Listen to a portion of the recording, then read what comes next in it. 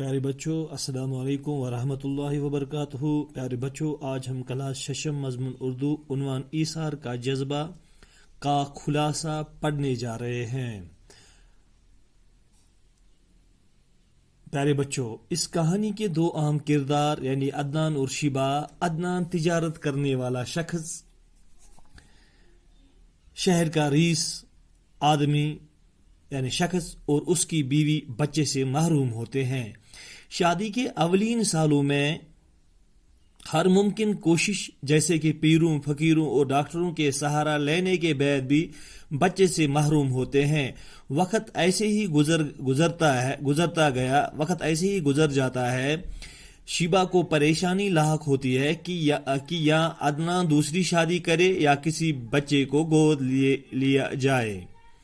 کچھ دن پہلے حادثے میں جہاں بحق ہوئے نوجوان جوڑے کا بچہ، جس کو انہوں نے گود لے لیا اور زین اس کا نام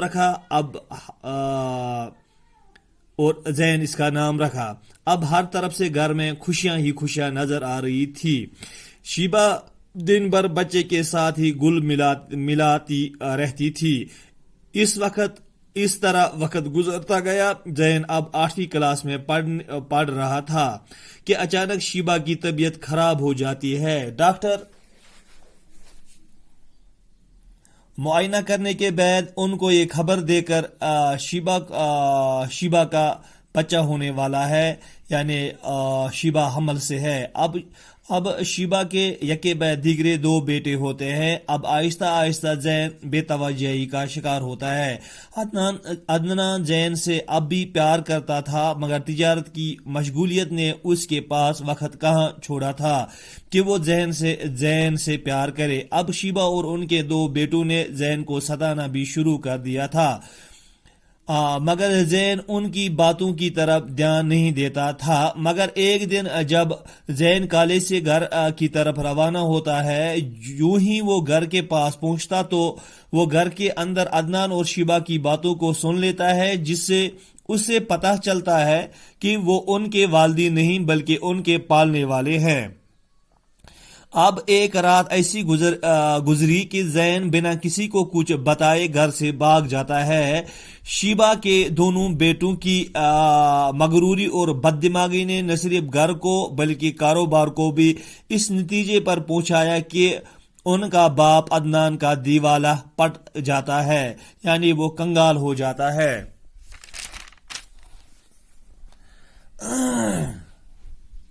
دولت کے ساتھ ساتھ عدنان کے صحت پر بھی برا اثر پڑتا ہے۔ ڈاکٹر نے دونوں گردے ناکارہ قرار دیے ہیں۔ یہاں دونوں آوارہ بیٹوں نے باپ کی طبیعت دیکھ کر گھر سے فراری حاصل کی۔ دوسری طرف زین اپنی محنت کی وجہ سے فیکٹریوں کے ایک طویل سلسلے کا جنرل مینیجر بن جاتا ہے۔ اب وہ ایک رئیس گھرانے کا داماد بھی تھا، اور زین کو اب عدنان کی خبر اخبار سے ملتی ہے اپنے گھر پہ ہی، اور کسی کو یعنی اپنی بیوی کو کچھ بتائے بغیر اپنے سیکرٹری کو ساتھ لے کر عدنان کے گھر کی طرف روانہ ہوتا ہے، یعنی زین۔ وہاں اپنے باپ کی حالت دیکھ کر وہ رو کر سسکیاں مارتا ہے۔ کچھ دیر بعد زین اپنے آپ کو سنبھال کر ڈاکٹر سے مشورہ لیتا ہے اور وہ دوسرے دن خود اپنا ایک گردہ دے کر اپنے باپ کی جان بچا لیتا ہے۔ اس طرح صحت یاب ہونے کے بعد وہ اپنے ماں باپ کو اپنے گھر لے جاتا ہے۔ وہاں اس کی بیوی بہت خوش ہو جاتی ہے اور وہ اپنے بھائیوں کو تلاش کر کے اپنے رسوخ سے اچھے عہدوں پر کھڑا کر کے کام دلاتا ہے، اور یوں ہی سب ہنسی خوشی دن گزارتے ہیں۔ پیارے بچوں، اس کہانی کا اگر ہم حاصل کلام نکالنے کی کوشش کریں، اس کا اگر ہم حاصل کلام بیان کریں تو ہمیں یہی سامنے بات آتی ہے، تو ہمیں یہی خلاصہ سامنے آتا ہے کہ خدمت، ہمدردی اور سخاوت کر کے انسان کبھی بھی دشواریوں سے ہمکنار نہیں ہو سکتا ہے۔ اور پیارے بچوں، ہمیں بھی چاہیے کہ عفو و درگزر، صبر و تحمل، سخاوت، شجاعت، عدل و انصاف، امانت و دیانت سے کام لینا چاہیے، اور بغض و لالچ یعنی لالچ و بغض ہر وقت انسان کو